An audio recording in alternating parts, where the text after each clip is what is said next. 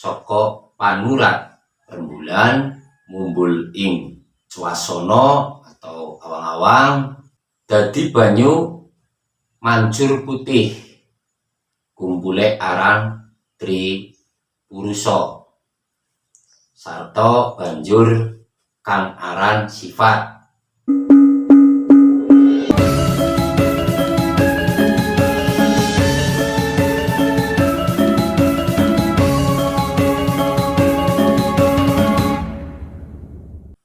Manusia itu harus paham dan mengerti tentang dirinya, tentang asalnya, dari mana kita berasal, bagaimana proses manusia itu diciptakan, kita harus tahu.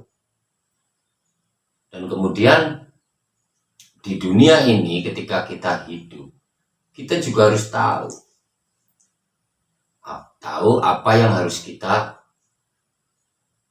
lakukan, sehingga kita tidak akan menjadi manusia yang konyol, mengaku baik, merasa paling pintar, merasa yang paling benar, sementara sebenarnya mereka itu nggak pintar, nggak benar, mereka itu konyol.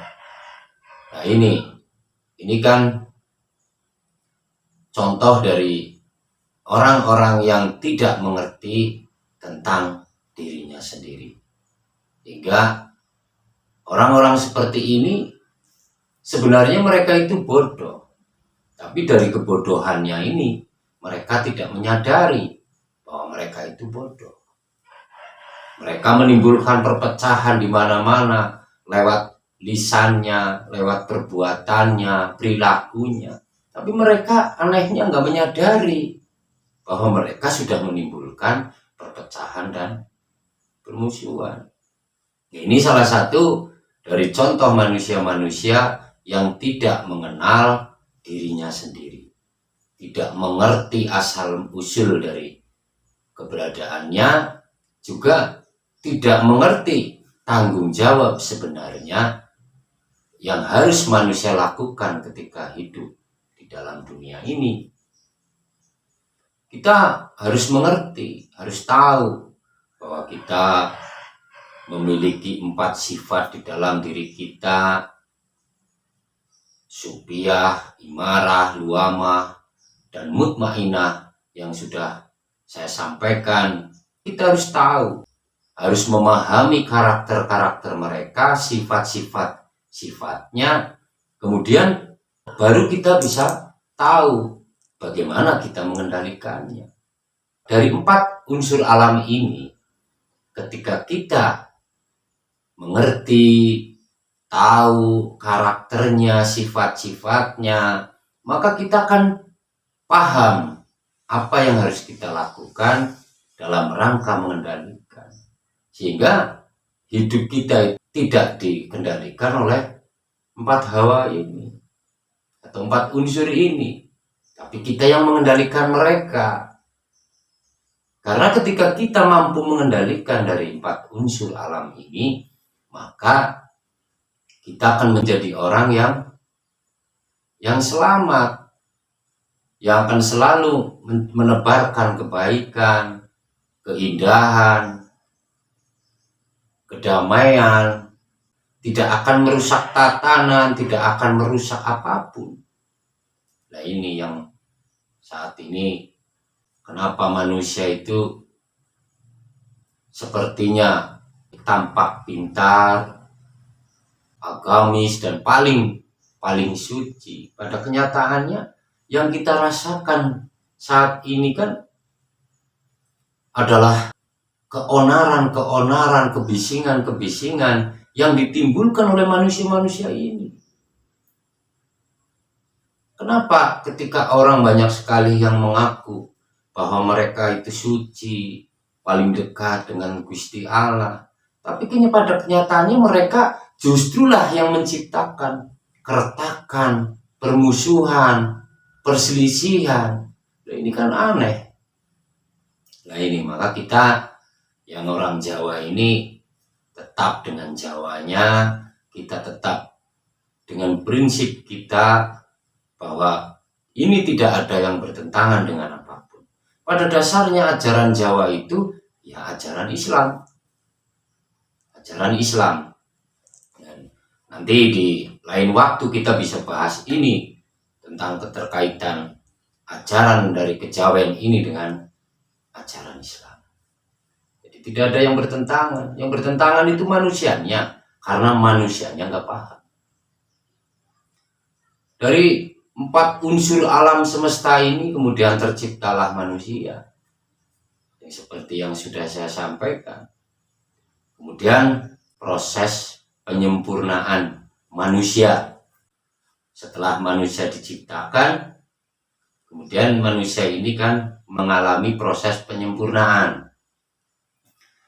Penyempurnaan setelah dari asalnya diciptakan, iku asale manungso saka panurat rembulan mumbul ing swasana atau awang-awang dadi banyu mancur putih kumpule aran Tri Purusa sarta banjur kang aran sifat dari pancaran rembulan naik ke awang-awang menjadi air memancar putih.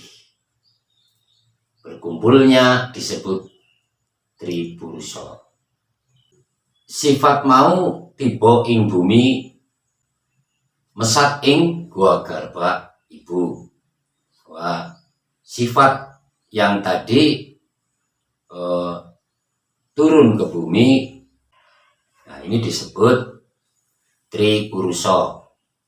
Tri Purusa dumadining mani wati manikem.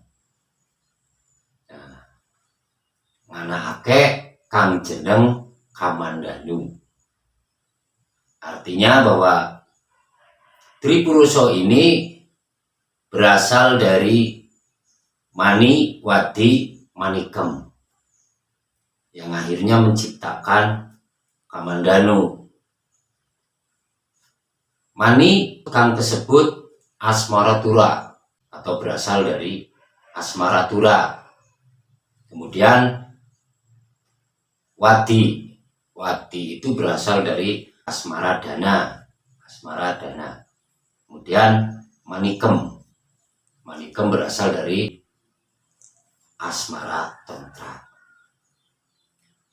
Sesudahnya atau sawise Kamandanu anak ing sajroning gua garba ibu banjur tumus wujud. Wujudan ing gua garba ibu sadurunge jabang bayi lahir. Wujude siji kawah, loro wukus, telu ari-ari, kaping papate getih. Nah, dari keempat ini, 4 perwujudan ini juga ada yang menjaga. Ada yang menjaga, yaitu para malaikat. Kita itu ketika di dalam kandungan ibu, itu janin ini atau si jabang bayi ini yang masih dalam bentuk yang tadi saya sampaikan, itu dijaga oleh para malaikat. Kawah kang jogo malaikat Jibril. Panggonane ana ing kulit. Banjur wukus kang jaga malaikat Mikail. Panggonane ana ing balung.